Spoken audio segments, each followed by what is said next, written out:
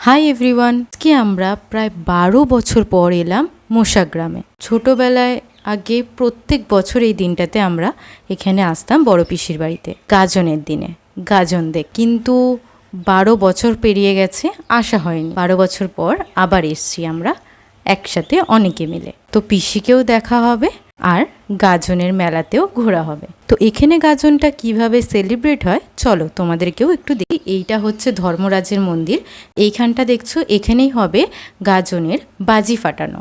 তো প্রথমেই সন্ধেবেলায় ব্রাহ্মণরা আর ঢাকি আসে, সবার বাড়িতে এসে পুজো করে। তারপরে সবাই রাত্রির ডিনার করে নিয়ে চলে যায় মেলার ওখানে, যেখানে হবে বাজি ফাটানো।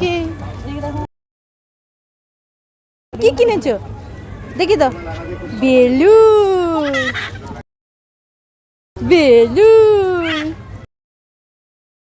এখানে বিশাল বড় বড় বাজির গাছ আছে, সেগুলোর প্রতিযোগিতা হয় আর বাজি ফাটানো হয় সারা রাত ধরে। শেষ হতে হতে সেই 4টে বেজে যায়। এখানে এই বাজি ফাটানো শেষ হওয়ার পর, মানে এই যে ভোর রাত্রিরে বাজি ফাটানো শেষ হয়, তারপর থেকে বসে এখানে মেলা। তো মেলাটা আরও বড় করে বসে এখানে। সকাল থেকে মানুষ মেলায় যায় ঘুরতে।